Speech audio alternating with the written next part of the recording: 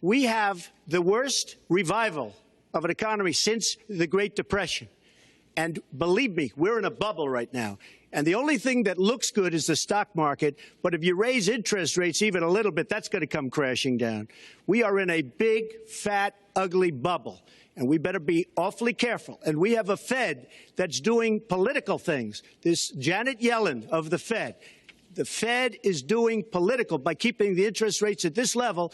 And believe me, the day Obama goes off and he leaves and he goes out to the golf course for the rest of his life to play golf, when they raise interest rates, you're going to see some very bad things happen because the Fed is not doing their job. The Fed is being more political than Secretary Clinton. If you were expecting an inappropriate or vulgar comment on immigration, Ted Cruz, Hillary Clinton, or Obama, you might be feeling disappointed, and I understand you perfectly. But let me tell you, right off the bat, there hasn't been a more serious and dangerous comment in this election up until now. And in just a few moments, you will understand exactly why. This is not a political ad, and it doesn't matter if you think the Republican frontrunner is full of hot air, or if you think this is a slip of the tongue from somebody who knows more than he is willing to share with the rest of us. What is at stake right now is the financial security of every American family. And the danger is growing as we move closer and closer to the next election. So please, take a few moments to watch this very important presentation. My name is Charles Hayek, and I'm a retired economics professor. Most of my life, I've studied macroeconomics and the cycles of boom and bust in the global economy. What I can promise you right now is if you give me just 10 minutes of your time, you will understand more about our economy than many Harvard graduates. In my research, I have uncovered a strange pattern that has been going on for the past 20 years. A bizarre economic cycle intimately linked to every U.S. election since then. Right now, I will show you the hard facts that led me to this conclusion in plain and simple English, so that by the end of this video, you can make your own choice and be better prepared for what's to come. But to understand how this bizarre pattern works, we need to take a short look back at 1999. When the ball drops on the year 2000, it will be a momentous event for the world and for the U.S. economy, which is closing in on its longest expansion ever. The decade has been marked by strong growth, the lowest unemployment in a generation, and yet remarkably little inflation. It seemed like a totally different America than the one we are living in today. The stock market was booming thanks to the internet companies, affectionately called the dot-coms. For many Americans, investing in the internet companies seemed like the quickest way to become rich. More and more people put their savings into the stock market, driving it higher and higher. They gambled their money on the hope that they could sell those stocks for 2 to 3 times their value. And everybody was praising the Clinton administration for creating the biggest economic growth in U.S. history. For a time, it worked. To many, it seemed like the party would never end. Even the chairman of the Federal Reserve, Alan Greenspan, said, "Technology is creating a new economy, one where the old rules no longer applied." The Fed was so confident that in February 2000, it began raising the interest rates to their highest level since 1995. At the same time, bad economic data started to come in. The previous holiday season that was supposed to bring big profits to internet-based companies was a major disappointment. And it was not just online shopping. Ordinary Americans bought less, and consumption was dropping. While the nation was preparing for the next election, the house of cards built around the stock market started to collapse. On the 12th of April, 2000, the NASDAQ dropped by 386 points. It was the largest drop ever recorded, and by the end of the next week, Wall Street had lost almost a quarter of its value. The long economic boom of the late 90s became a gigantic bust. Bush was entering office at a time when the NASDAQ had lost 60% of its value, erasing $7 trillion of American wealth. Clinton's economy grew on the back of the dot-com bubble, and now everybody was looking to Bush to get the economy going again. But before going any further, let's take a short step back and see what we can learn from this. An economic bubble grows around an asset that becomes very attractive to investors. In the 90s, this asset was the internet company stock. Greed attracts more and more people who gamble their money hoping that prices will go up and they will sell for a profit later. When people are blinded by the bubble, they think that growth will never end. This delusion is fueled by the media, economic experts, and even the Fed. At this point, something very interesting happened. As the economy showed signs of slowing down, the Fed raised the interest rate. And, curiously, some months before the next U.S. election, the bubble bursts, creating massive economic pain. We now have a theory that we can put to the test. A bubble emerges and grows on low interest rates. Investors and speculators are down in, as the experts say. Everything is fine and growth will continue. The Fed raises interest rates in a time where the economy begins to slow down. And that specific time is right before the next presidential election. The bubble bursts, and the next president has to deal with the aftermath. If this sounds crazy to you right now, let's put the theory to the test. I do believe in the American dream. I believe there is such a thing as the American dream. Owning a home is a part of that dream. It just is. Right here in America, if you own your own home, you're realizing the American dream. The asset this time was houses. The Federal Reserve had cut interest rates from 6% in 2001 to 1% in 2003. Rock-bottom interest rates created a huge demand for mortgages, as they were cheaper to pay off. Everybody wanted a house, and that pushed prices up. You could get rich just by becoming a homeowner, as the price kept going up. Soon, even people who could not afford to make a down payment or could not provide proof of a steady income and collateral were given loans to purchase new homes. If these people defaulted on their payments, the bankers didn't care. They would be left with a house, an asset that was rising in price.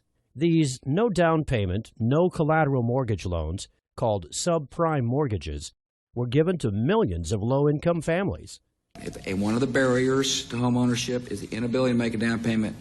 And if one of the goals is to increase home ownership, it makes sense to help people pay that down payment. Now, the bankers had a brilliant idea. Bundle up the normal mortgages with the subprime ones and sell them to other banks, pension funds, hedge funds, and sovereign funds. Mortgage payments generated huge profits, and demand was high for this new type of speculative contract, now called collateralized debt obligations, or CDOs. This created the housing bubble.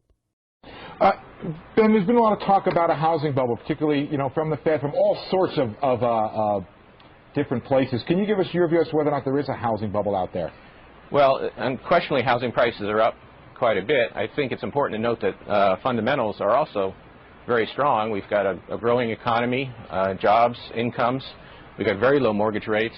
The experts appeared all over mainstream news, assuring everyone that housing was not a bubble. Wealth has risen dramatically. The United States economy has never been in better shape. There is no tax increase coming in the next couple of years. Monetary policy is spectacular. The Federal Reserve now started to increase interest rates. By 2007, the interest rates had reached 5.25%, and many families with subprime mortgages could not afford to make the monthly payments, and their homes were foreclosed. As more and more houses went up for sale, the prices started dropping. Consumption plummeted. A new crisis had begun, and it would reach its peak in fall 2008, right before the elections. House prices tanked. Banks and other investment funds found that their bulletproof, high-profit CDOs became worthless. No one wanted to buy CDOs or houses anymore. It was a financial bloodbath. The banking giant, Lehman Brothers, had bet on mortgages and was left holding assets nobody wanted anymore. On the 15th of September, it filed for bankruptcy. During November 2008, Americans lost more than a quarter of their collective net worth. U.S. stocks were down by 45% from its 2007 high. Housing prices had dropped 20% from their 2006 peak. Total U.S. household wealth went down by $14 trillion. Through the banking giant Citicorp, Bank of America, J.P. Morgan, and Goldman Sachs, the big traders of CDOs, the crisis had spread to the world. And now, stocks and property values plummeted everywhere. The economy of the world entered a deep recession. All this happened as our nation was preparing to choose its 44th president. The housing bubble burst 2 months before the election. So how does our theory stand? We had a new housing and subprime mortgage bubble created by low interest rates. Many Americans thought housing was a secure investment. The banks gambled huge sums of money on CDOs. The experts, again, said everything was fine. The economy started to weaken in late 2007 as the Fed was increasing the interest rates. The bubble violently burst just as Americans were preparing to vote for the 44th President of the United States. Everything that happened in 2000 happened again in 2008. The bubble burst in the year of the elections. Only this time, it was bigger, and the damage was global and massive. The theory is proven correct again. There's an election coming this November. Will there be another economic crisis? Let's go through our checklist again. In December 2015, the Fed started to increase interest rates. For the past 5 years, the rate has been close to 0%. The economy is already showing signs of slowing down. Right now, the Bloomberg Commodity Index hit a 16-year low. The last time this happened was August 2008. Commodities represent all the goods being traded around the world.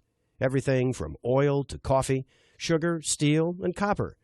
When their price slumps, it signals a slowdown in the world economy. Oil is reaching its 2008 low point. The last time the price of oil was this low, the global financial system was melting down. And this time, it will hit the U.S. economy much harder because of the shale miracle. CNBC's Jim Cramer is warning that many U.S. oil companies will become bankrupt if the price of oil remains this low. The price of copper, too, has plunged all the way down to $2. The last time it was this low was just before the stock market crash of 2008. Consumption is slowing down. U.S. imports of goods declined by 6.6% on a year-over-year basis. U.S. exports of goods declined by 10.4% on a year-over-year basis. 2015 was the worst year for holiday spending since 2008. U.S. manufacturing is contracting at the fastest pace that we have seen since the last recession. If just one or two of these indicators were flashing red, that would be bad enough. The fact that all of them seem to be saying the exact same thing tells us that big trouble is ahead. So, what are the experts saying? What do you see right now? Actually, the economy is fundamentally strong. Housing is booming. Technology is booming. Commercial real estate's booming. In all fairness to Obama, during his administration in the last few years, jobs have been created and the jobless rate is way down. If you just kept it simple, you'd say that the United States is growing almost at kind of at trend growth, whether it's 2.5 or just under 3% growth or maybe even a little above it. Well, no, but around trend growth. Following our checklist, we have an election year, the Fed raising interest rates, an economy slowing down, experts saying everything is fine. The only thing that's missing is the bubble that Trump warned will burst before the November elections. Does he know something we don't? The word bubble, remember the word bubble. You heard it here first. I mean, I don't want to sound rude, but I hope if it explodes, it's going to be now rather than 2 months into another administration. Well, to understand exactly what a bubble is, we need to look back at the dot-com and the mortgage CDO bubbles. In both cases, people thought that they had something that would never stop growing, something too big to fail.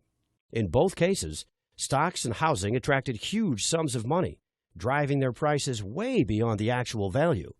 This is just like gambling. Buyers get the asset, hoping they will sell it in the future for a profit. When the bubble bursts, those who are left with the asset suffer huge losses. Right now, I must ask you to give me your full attention.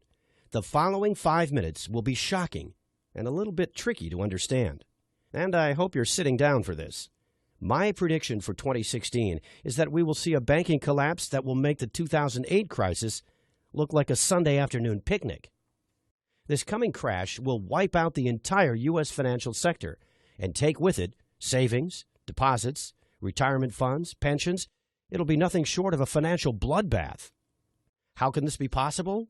Well, remember how bubbles are created when something seems to grow indefinitely? The delusion is that something is too big to fail. But the bigger the bubble becomes, the faster it fails. Right now, people think big banks can't fail because of their size and importance in the world economy. It is as blatant as their name suggests. How did we get here? On September 18, 2008, Hank Paulson, the U.S. Secretary of the Treasury, told members of Congress that $5.5 trillion in wealth would disappear by 2 p.m. that day unless the government took immediate action. What took place next was undoubtedly the biggest blackmail in history. The threat: keep the big banks alive, or else the economy implodes and depositors lose their money. In December 2008, the first of many financial stability measures was put into place. The Fed's mission from now on was to keep the big banks alive no matter what. Economists calculated that the total cost of the various measures put into place to accommodate big banks was in excess of $20 trillion up to this year. The too-big-to-fail banks now had a taxpayer-sponsored safety net. The message was clear: do whatever risky business you want. We've got your back. And this is how Congress and the Federal Reserve created the ultimate bubble, the too-big-to-fail bubble. The idea that the too-big-to-fails were going to get cut down to size after the financial crisis has turned into a giant myth. In fact, they've become even bigger. J.P. Morgan Chase, number one among banks in total assets, has seen its base swell to more than $2.5 trillion. The company's deposit base alone has grown by 29% since the end of 2008. The so-called Big Four institutions, J.P. Morgan, Bank of America, Citigroup, and Wells Fargo, continue to distance themselves from the pack, with some $8.2 trillion in total assets. That's 154% more than the rest of the top 50 banks combined. Unfortunately, the old saying, the bigger they are, the harder they fall, will prove correct. And when they collapse, the result will be nothing short of catastrophic for the world economy. But for a bubble to inflate, you also need an asset on which speculation, or rather gambling, has become so rampant and so over the top that a disaster is just waiting to happen. Let me introduce you to the world's biggest and most dangerous casino. It's called the derivatives market. And right now, the total net worth of all outstanding derivatives contracts is a staggering $552.9 trillion, according to the Bank for International Settlements. $552.9 trillion. Let that number sink in for a moment. Total U.S. debt right now stands close to $19 trillion, and most Americans find that shocking.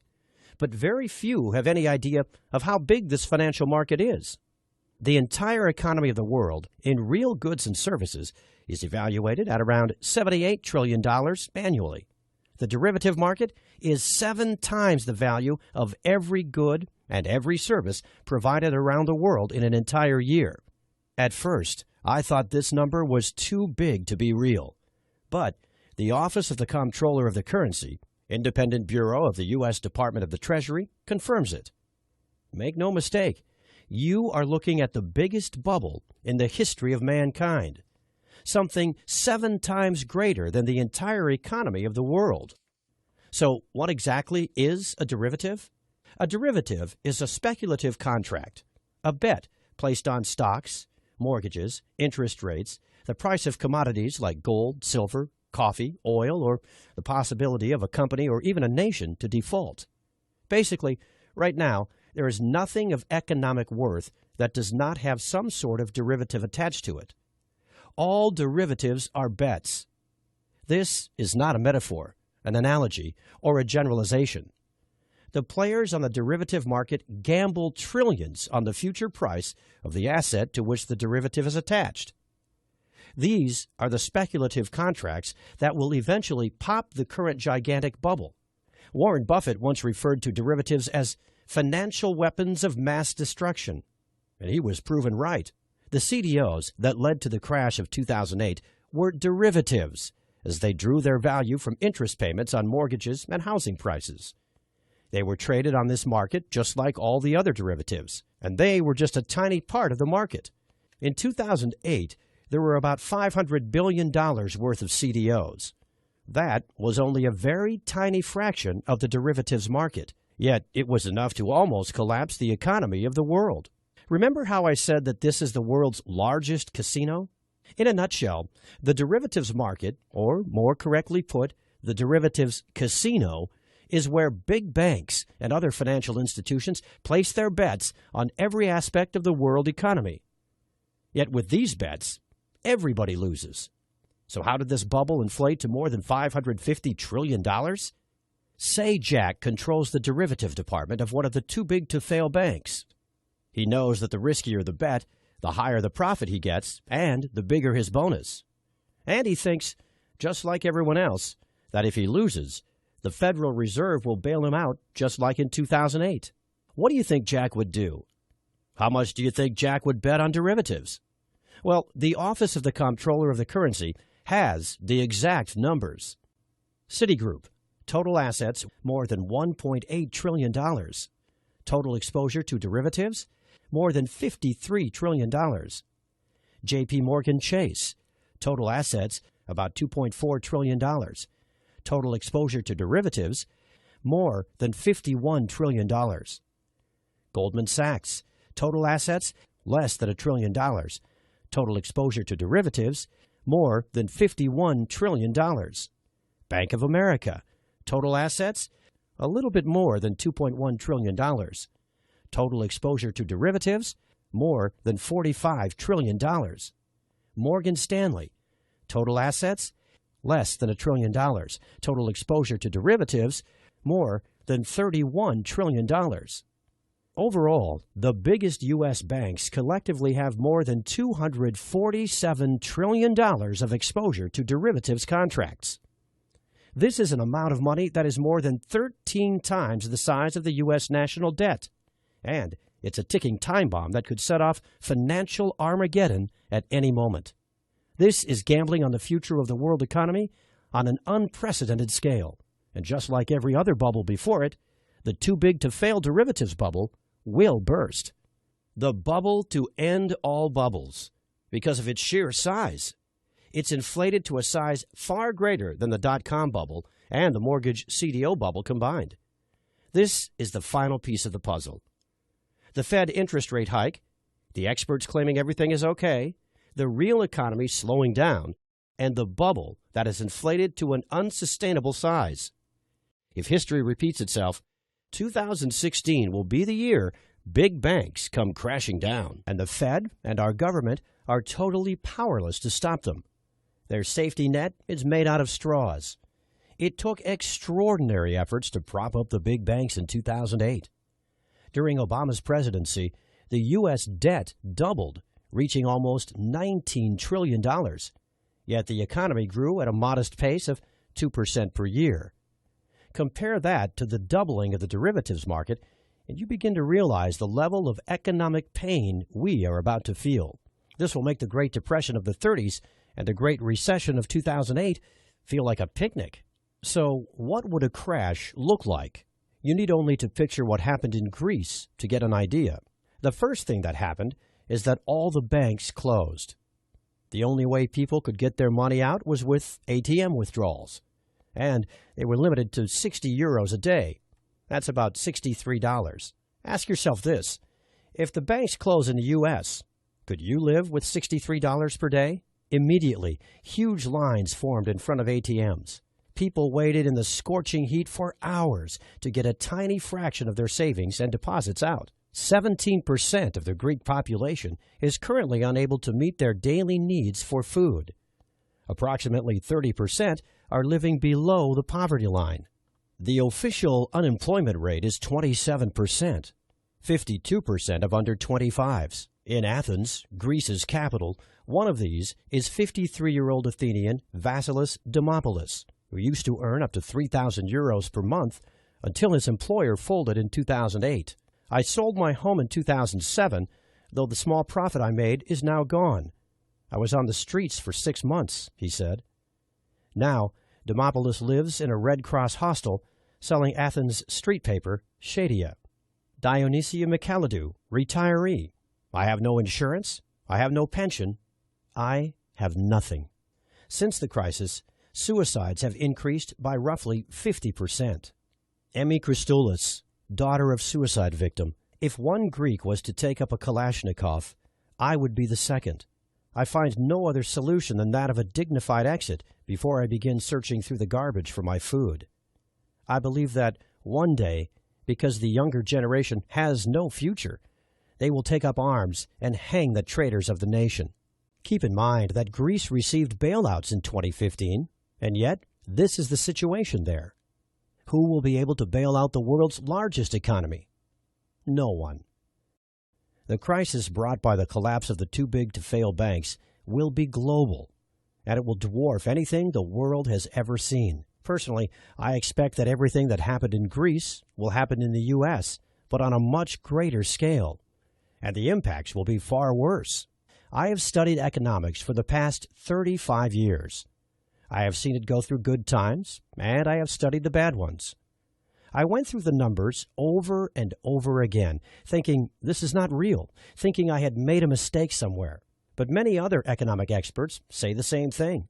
The same experts who warned us about the crisis coming in 2008 are all sounding the alarm bells. Peter Schiff, Gerald Celente, Mark Faber, and many others are predicting a disaster for 2016.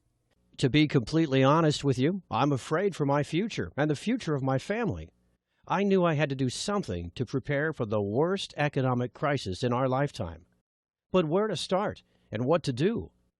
While doing my research for this presentation, I discovered what Americans did during the last 3 financial meltdowns, which strategies worked, and which condemned hundreds of thousands to poverty. If this presentation made any sense to you, if you have begun to understand the economic gun that's pointed at the head of every U.S. citizen, then you need to take the following information very seriously.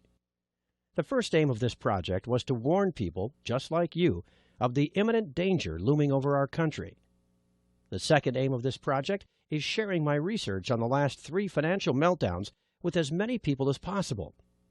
Let me tell you right off the bat, there are 2 mistakes 89% of Americans make right now that during the crash will cost them their wealth, their retirement funds, their deposits, and their savings. And there are 2 very simple solutions that require just 5 minutes to put into place in order to avoid financial ruin. But before sharing this with you, I must ask for your help. Here's why. I've gathered all my research on economic collapses that have happened around the world and created a blueprint designed to help Americans to survive and thrive during the coming big bank derivatives. I called my work Surviving the Final Bubble, and I've managed to deliver it to over 1,000 families through the Internet, and I did it without charging them a single cent. Unfortunately, keeping the website up and running and sending the message across is not cheap. I dedicated $10,000 of our savings to do this, and it was all gone by January 3rd. The only reason you are seeing this presentation right now is because I started to give away Surviving the Final Bubble at a cost. I crunched the numbers, and in order to keep this website alive, we need to get back $37 for every copy delivered. It is only through the contributions of other like-minded, responsible Americans that you are seeing this presentation right now. Over 3,000 people have read the book, discovered the vital information on wealth protection and crisis survival, and contributed to our project. Here's a short summary of what you will discover inside. Why the government is not your friend when safeguarding your wealth during an economic meltdown. Just to give you an example, during the crisis in Cyprus in 2012, deposits were confiscated to prop up the banks. But they can't take what they don't know you have. There are 3 assets you do not have to report to the U.S. government, and I will show you how to use them to protect your wealth and financial stability. There are 2 types of stocks that positively skyrocket when the rest of the market comes crashing down. The harder Wall Street bleeds, the more valuable this investment becomes, as everybody scrambles to get a slice of these types of companies. I will tell you the best moment to buy and when you can cash in safely. There's one item that during an economic crash becomes a real godsend. That's because it's easier to barter with, to store, and its price usually skyrockets.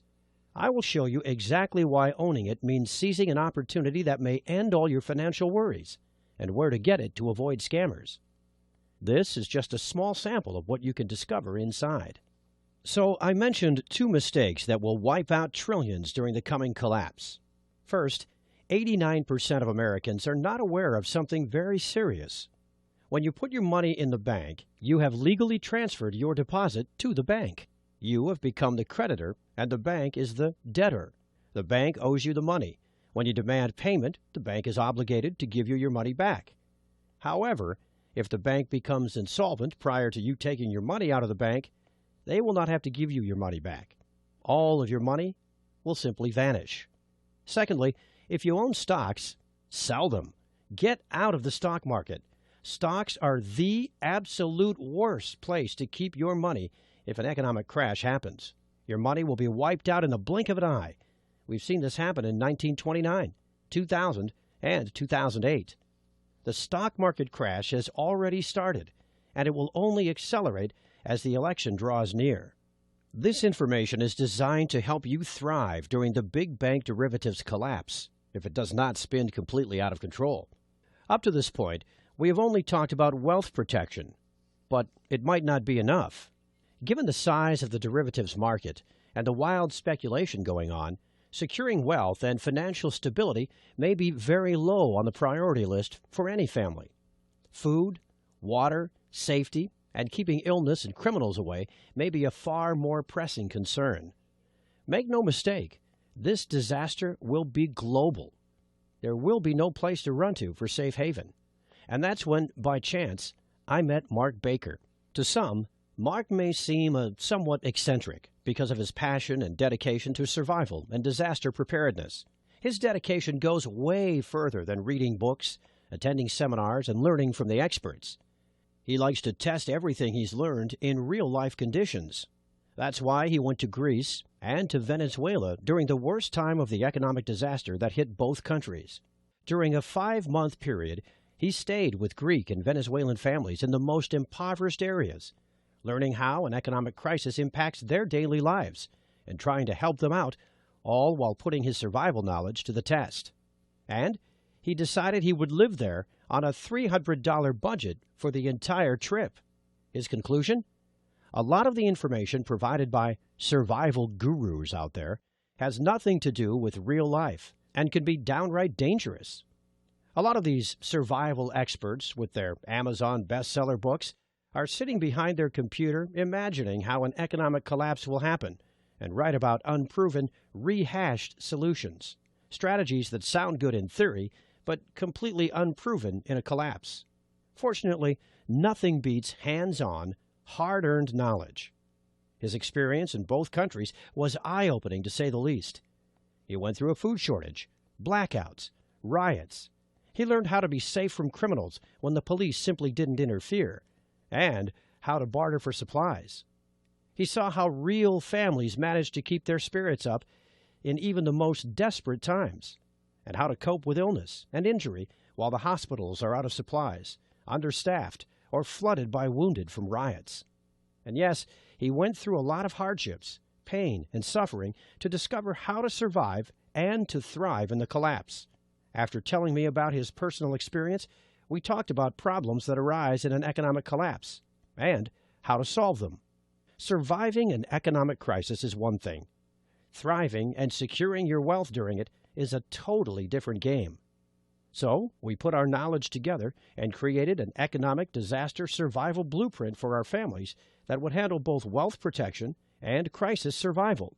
Mark's hard-earned skills will guide you through in what we call the worst-case scenario section. Inside Mark's comprehensive section on economic survival, you will discover how to have consistent, nutritious, and long-lasting food stores in a crisis by storing food and water without alerting anyone.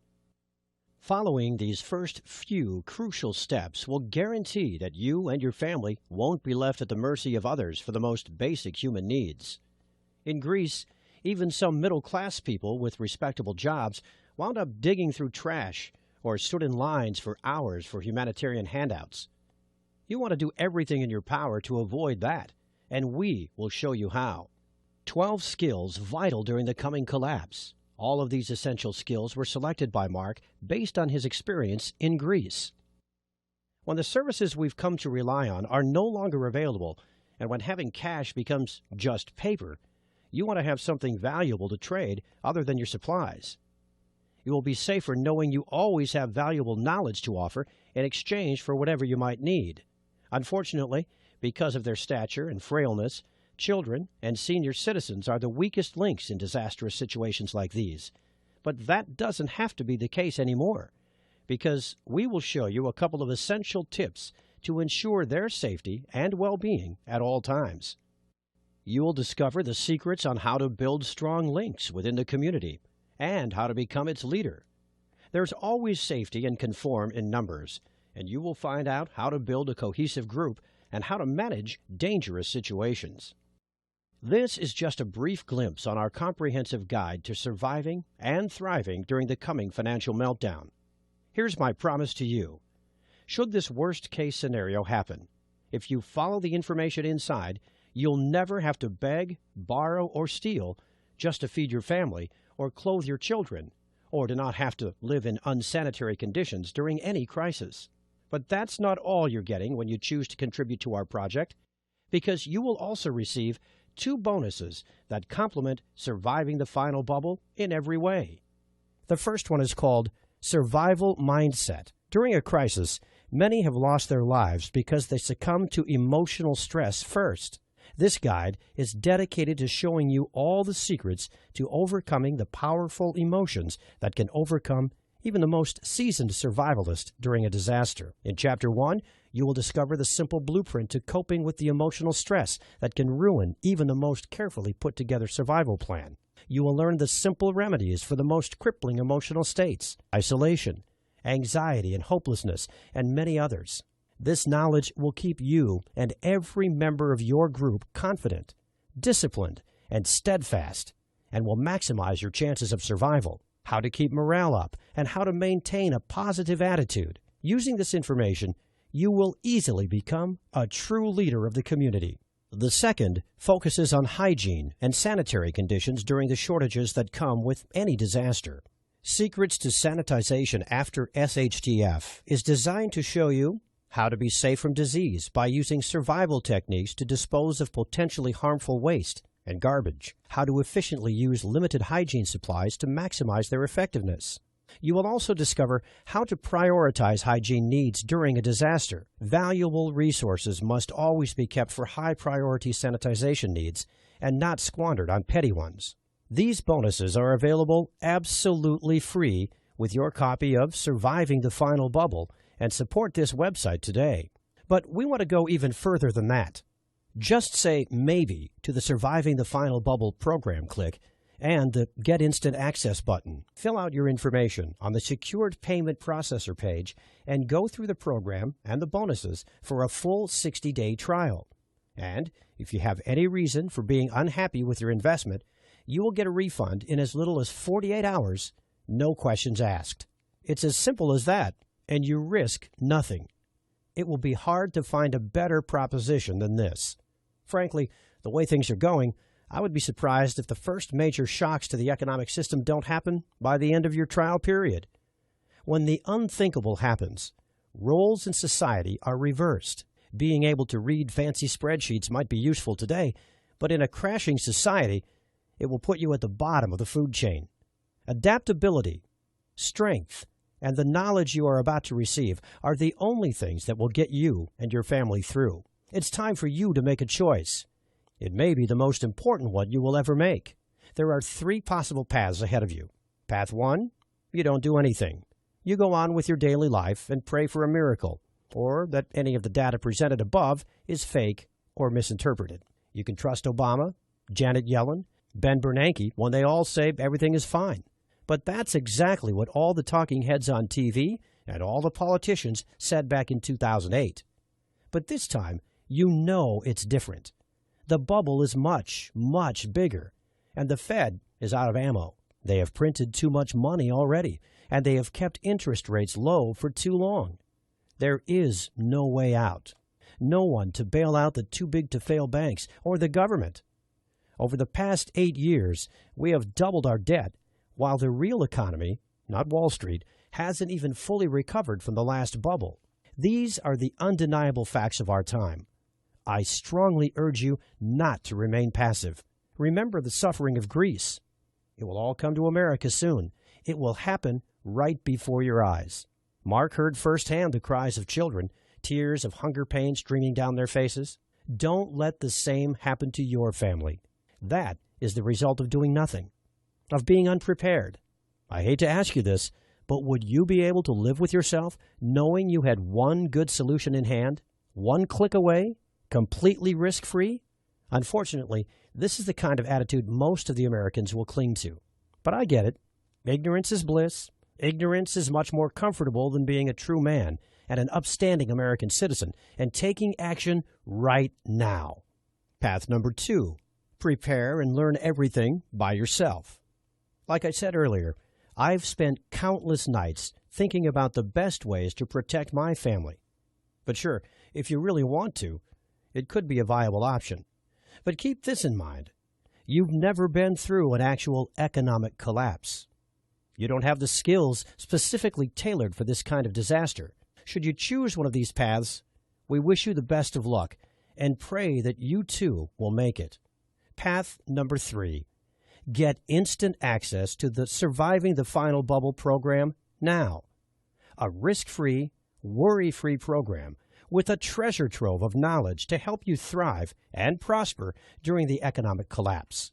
Allow yourself and your family to have the peace of mind that comes when you know you have done everything in your power to keep them safe. You have to realize that the consequences of an economic collapse will not be the same as if there's a terrorist attack, or food crisis, or grid attack.